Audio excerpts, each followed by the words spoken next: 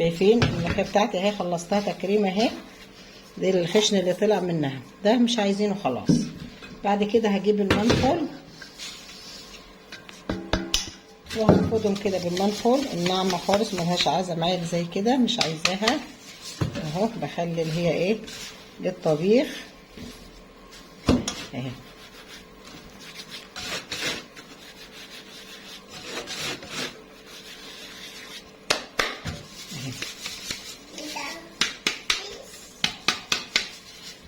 دي كده دي ناعمه، ما هي ايه مش بعوزها دي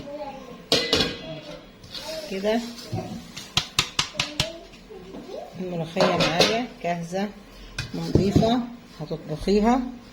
شايفين حلاوتها جمالها، ما اقولكوش ريحتها جميله قد ايه. يا ريت لو وصلتوا معايا لحد كده للفيديو تدخلوا على القناه وتشوفوا الملوخيه الجميله الناشفه دي عملناها ازاي كده بحلاوتها وجمالها. شايفين قد ايه؟ والفيديو والله مش مبين الخضار بتاعها، هي قد ايه خضره، قد ايه بصوا شايفين خضره وجميله اهو. بسم الله الرحمن الرحيم. اللهم صل وسلم وبارك على سيدنا محمد. ازيكم عاملين ايه؟ يا رب تكونوا بخير. معلش انا عندي برد وصوتي متغير شويه. انا عندي الملوخيه دي، والله حبه الملوخيه دول جوني كده، فانا قلت ايه هنشفهم. طبعا انا المفروض الملوخيه ما تغسليهاش وهي بعد ما تقرطفيها، اغسليها وهي لسه كده بالورق. لو انت ضمناها مغسوله في قبل ما تتقطع في الغيط خلاص قرطفيها ونشفيها. بس انا طبعا مش ضمناها، فانا رحت ايه غسلتها زي ما هي كده. شايفين لما بتغسليها زي ما هي كده تعرفي تتحكمي فيها، غير ما ايه تغسليها وهي لسه اول ما تقرطفيها. وهسيبها كده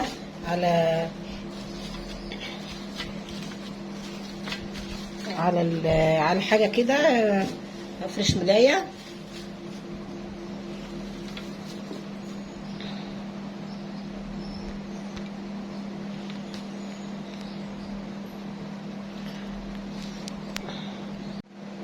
انا فرشت ملايه يا جماعه اهو، وعلى المروحه كده على ترابيزه. الاول اخليها تنشف وهي كده قبل ما اقطفها، عشان اضمن انها هي خدت النشفان بتاعها.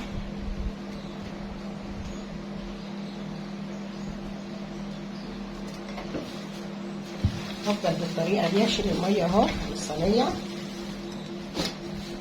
ونشفها بالطريقه دي. بعد كده ارطفها، بعد كده هنفضل ننشفها كده، نشوف التنشيف بتاعها هيبقى ازاي هنشوف. بس اهم حاجه ان احنا ايه نعدي مرحله الميه اللي هي فيها. نعدي الميه دي اللي احنا غسلناها بيها عشان تعرفي تقرطفيها. خليكم معايا كده هنشوف الملوخيه دي. احنا كده في الصعيد لما بنبقى ضامنينها مغسوله في الغيط وكده يعني تكون نظيفه، لان بنكرمها وبنعملها بالغربال وكده، فبتبقى ضامنينها فبيقرطفوها على طول. انا طبعا دي هنا مش ضامنه ان تكون غسلوها قبل ما يعملوها يطلعوها من الغيط، فانا غسلتها طبعا زي ما هي كده. وهشوف بعد ما تجف شويه من الميه بتاعتها اهي. انا حاطه الملايه وبعد كده وحاطه ملايه تحتيها والمروحه هي شغاله عليها، هسيبها تنشف وبعد كده هرجع لكم ونشوف هنعمل. شايفين الملوخيه بتاعتنا بعد نص ساعه والله اهي جفت معايا. انا شلت الملايه الاولانيه شربت ميه على طول، رحت جايبه واحده تاني. كانت الملايه ايه جفت معايا بالطريقه دي. هنبتدي نقرطف الملوخيه بتاعتنا كده، نقرطفها بالطريقه دي بسرعه كده. قرطفي الملوخيه هي تحت المروحه على طول، ما خدتش نص ساعه اهي جفت معايا اهي. شايفين ما شاء الله تحت المروحه بترفرف عليها. احنا نقرطف الملوخيه دي كلها كده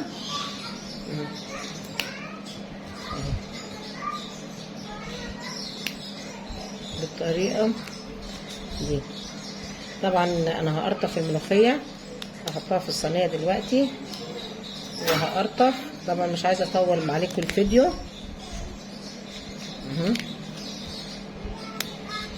هتقرطفي اهي على طول.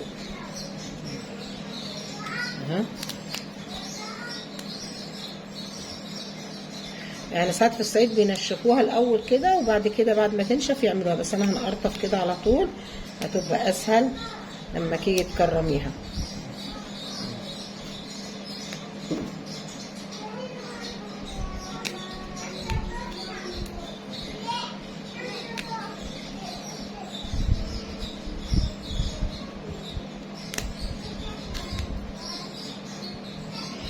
طبعا انا عايزه ايه اهو.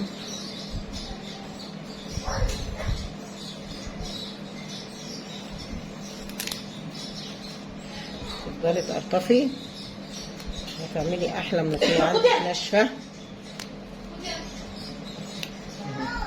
انا طبعا مش هطول عليكم الفيديو، هفضل اقرطف الكميه كلها بتاعتي، عشان كميه انا جايبه يعني دول جاني مش عارفه يطلع كيلو اكتر الله اعلم، انا ما وزنتهمش، هم جوني كده. فانا ايه هقرطف كل الكميه بالطريقه دي وهرجع لكم. الملوخيه يا حبايبي بعد ما قرطفتها اهي، انا برضو هي جفت خالص اهي زي ما انتم شايفين. برضو هسيبها على الملايه تحت المروحه، هسيبها كده اشوفها هتتجف ازاي. انا لو عندي شمس دلوقتي كنت حاططها في الشمس شويه، بس دلوقتي النهار ايه الشمس ابتدت هتغيب، احنا في اخر النهار، فانا هسيبهم برضو ايه هسيبهم تحت المروحه شويه. حتى شايفينهم بيرفرفوا ازاي اهو، المروحه شغاله عليهم اهو. سيبهم ينشفوا تحت المروحه. الملوخيه اما قرطفناها شايفين شكلها جميل ازاي. هنسيبهم دلوقتي اطول وقت تحت المروحه، بعد كده هنشوف هنعمل ايه. شايفين الملوخيه بتاعتنا لما بيتناها على المروحه من الصبح بالليل اهو لحد من بالليل للصبح. انا دلوقتي هاخدها وهوديها احطها في صينيه واحطها في الشمس شويه بحيث ان ايه اعرف افركها يعني ايه معايا اهي. دلوقتي الصبح كده هنروح نحط الملوخيه دي حبه شمس كده شويه كده، عشان ايه كده هي دوب نشفت تحت المروحه كده. انا هعملها دلوقتي اهو، لميته كله، وهروح اوديهم في الشمس كده شويه بحيث ان تجف خالص واعرف ايه افركها. خليكم معايا دلوقتي. انا ايه هطلع احطها عندك بلكونه، عندك شمس كده حته كده تكون نظيفه كده، هحطها فيها شويه كده وهرجع له. شايفين الملوخيه بتاعتنا لما بيتناها لما حطيناها في الشمس شويه شوفي نشفت معايا ازاي اهو. هنبتدي احنا نفركها عشان نكرمها كده اهي، طريقه الملوخيه الناشفه الصعيدي. حطيتها كده بيتها الاول على المروحه كده، وبعد كده ايه وديتها الشمس شويه عشان تنشف معايا بالطريقه دي اهي.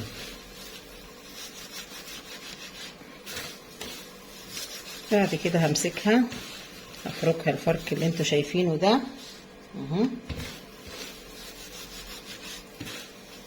قد ايه ريحتها جميله. انا ما حطيتهاش في الشمس كتير غير لما وغطيتها كمان بمنخل كده علشان ايه لما تفضل كده معايا شكلها حلو. احنا في الصعيد بيسيبوها في الظل على طول، بس انا عشان ايه يخلوها مده عشان اخلص الفيديو كده معاكم اوريكم طريقه الملوخيه الصعيدي. لو وصلتوا معايا لحد كده للفيديو عايزاكم تعملوا لنا لايك وتعملوا لنا شير وتشتركوا في القناه يا جماعه عشان القناه تكبر اهي.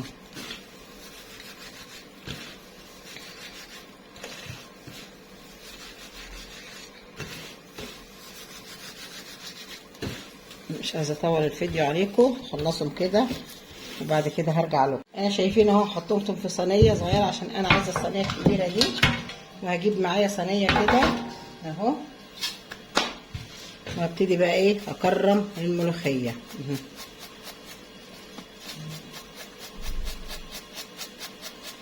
كده لما بتعمليها كده الخشنه بتفضل بره والناعمه هي اللي بتفضل معاكي.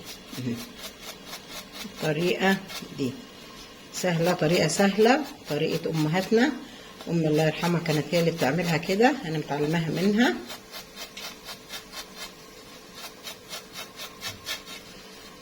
عشان كده لما بتقرطفيها ما بنشيلهاش هم، حتى كده بيعملوها تفضل اهو، تفضل معاكي اللي هي تنزل الناعمه اهي.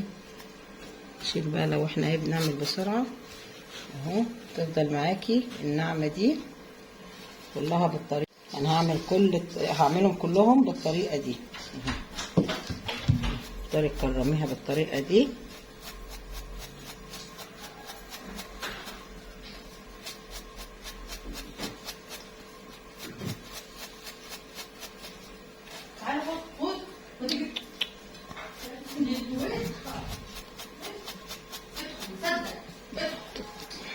خلص حاجه ولا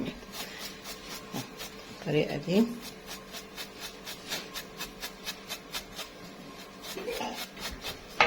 نفضل بقى الخشنه كده هتعمليها كده، نعمليها كده تاني.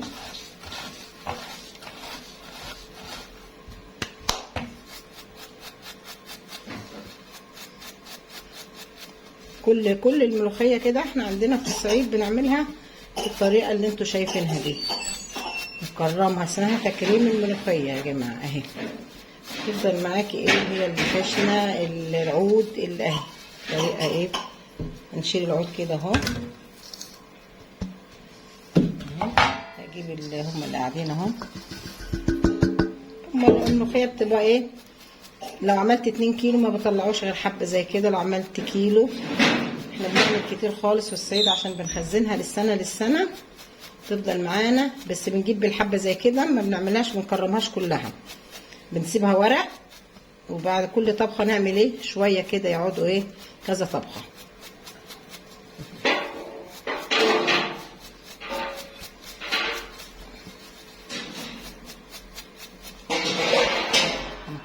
اهو بالطريقه دي كلها، مش عايزه اطول عليكم. شايفين الملوخيه بتاعتنا، شايفين حلاوتها اهي. دلوقتي هتاخديها تحطيها في علبه او في برطمان تفضل معاكي. بنطبخها كده على طول تبقى جاهزه للطبيخ اهو. كده عملنا الملوخيه بتاعتنا الصعيدي الناشفه اللي على اصلها. والله هي خضراء بس الاضاءه مش جايباها بالخضار اللي انتوا شايفينها. هي خضراء خالص وجميله وريحتها ما اقولكوش اهو. اذا عجبكم الفيديو يا ريت تعملوا لنا لايك وتعملوا لنا شير عشان يوصلكم كل جديد. واعملوا لنا لايك واعملوا لنا شير. والسلام عليكم ورحمه الله وبركاته.